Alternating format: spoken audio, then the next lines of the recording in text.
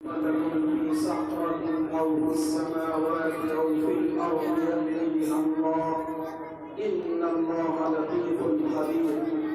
يا بني أقم الصلاة وأمر بالمعروف وانه عن المنكر واصبر على ما أصابك إن ذلك لمن عزم الأمور. صدق الله العلي العظيم. اسٹیج پر موجود علماء کرام اور معزز حاضرین، آج کا یہ پروگرام بڑا ہی بابرکت اور اپنے اندر خیر و برکات لیے ہوئے پروگرام ہے، اور وجہ اس کی یہ ہے کہ اس پروگرام کی جو نسبت ہے وہ اللہ کی کتاب یعنی قرآن کریم سے، اور جس چیز کی نسبت اللہ کی کتاب یعنی قرآن کریم سے جڑ جاتی ہے وہ چیز بڑی ہی بابرکت اور معزز بن جاتی ہے۔ اس لیے آپ کا اس پروگرام میں آنا اور یہاں بیٹھ کر علماء کرام کی باتوں کو سننا، اور جب یہاں سے جائیں تو اپنے اندر عمل کا جذبہ لے کر اٹھنا انشاءاللہ سنگ میل ثابت ہوگا۔ معزز سامعین، آج ہم دیکھتے ہیں کہ دنیا کے اندر اگر کوئی قوم پریشان حال ہے تو وہ قوم مسلم ہے۔ مسلمان قوم کو ہر طرف سے ستایا جا رہا ہے، ہر طرف سے پریشان کیا جا رہا ہے۔ مسلمان قوم پر طرح طرح کے ظلم و ستم ڈھائے جا رہے ہیں، لیکن یہ بات یاد رکھیے کہ مسلمان اس دنیا کے اندر جو آیا ہے وہ ختم ہونے کے لیے نہیں آیا، بلکہ جب تک اسلام کا وجود اس دنیا کے اندر باقی رہے گا تو مسلمان انشاءاللہ العزیز اس دنیا کے اندر باقی رہے گا۔ آج کا مسلمان پریشان حال کیوں ہے؟ وجہ اس کی یہ ہے کہ جناب نبی کریم صلی اللہ علیہ وسلم نے ہم کو ایک نسخہ دیا تھا، ہم نے اس نسخے کو بھلا دیا۔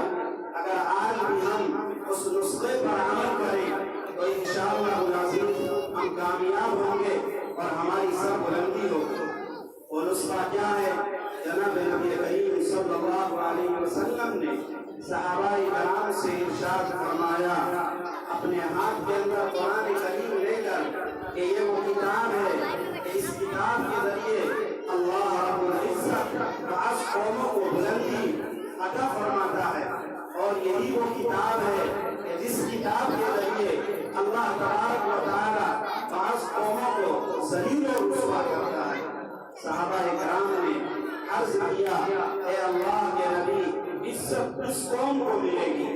آپ نے ارشاد فرمایا، عزت اس قوم کو ملے گی جس نے اس قرآن کریم کو پڑھا اور اس پر عمل کیا اور اس کے احکامات کے مطابق اپنی زندگی گزاری، عزت اس قوم کو ملے گی۔ آج کا مسلمان قرآن کریم نہیں پڑھتا، آج کے مسلمان کے پاس اپنی دکان میں جانے کا وقت ہے، اپنے کاروبار کے لیے وقت ہے، موبائل کے اندر واٹس ایپ اور فیس بک چلانے کا وقت ہے، لیکن آج کے مسلمان کے پاس اگر وقت نہیں ہے تو وہ قرآن کریم کی تلاوت کرنے کا وقت نہیں ہے۔ اس لیے آپ جہاں بھی رہیں اور جس جگہ بھی رہیں قرآن کریم کی تلاوت کریں پابندی کے ساتھ۔ اگر آپ قرآن کریم پڑھنا نہیں جانتے تو قرآن کریم ضرور پڑھیے اور اپنے بچوں کو بھی پڑھائیے۔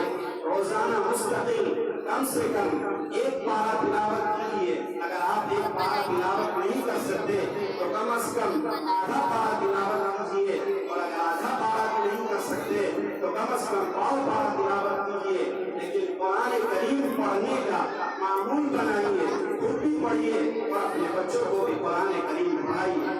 آج کا مسلمان یہ سمجھتا ہے کہ قرآن کریم صرف برکت کے لیے نازل ہوا، یا جب کوئی مر جائے تو قرآن کریم پڑھ کر اس کے لیے اثار و ثواب کر دیا جائے۔ نہیں میرے بھائی، نہیں، قرآن کریم برکت حاصل کرنے کے لیے نازل نہیں ہوا، قرآن کریم مردے کو ثواب پہنچانے کے لیے نازل نہیں ہوا۔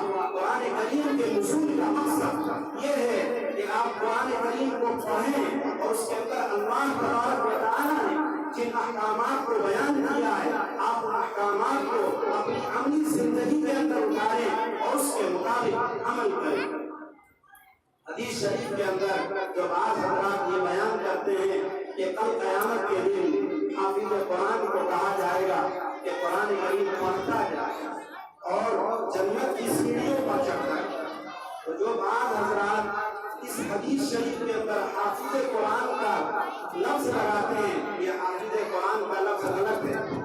حدیث شریف کے اندر حافظ قرآن نہیں فرمایا گیا، حافظ کا لفظ نہیں فرمایا گیا۔ مفتی سعید صاحب پالنپوری شیخ الحدیث دارالعلوم دیوبند نے ارشاد فرمایا کہ اس حدیث کا مطلب یہ ہے کہ کل قیامت کے دن قاری قرآن سے کہا جائے، یعنی جو بھی قرآن کریم پڑھتا ہو، چاہے وہ بندہ حافظ ہو، چاہے حافظ نہ ہو، چاہے عالم ہو، چاہے عالم نہ ہو، جو بھی قرآن کریم پابندی سے پڑھتا ہو، کل قیامت کے دن اس کو یہ کہا جائے گا کہ قرآن کریم پڑھتا جا اور جنت کی سیڑھیوں پر چڑھتا جا۔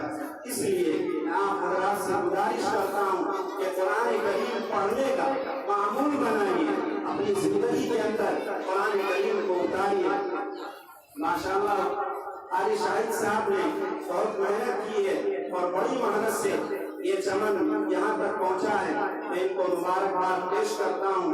اللہ تعالیٰ ان کے عمر میں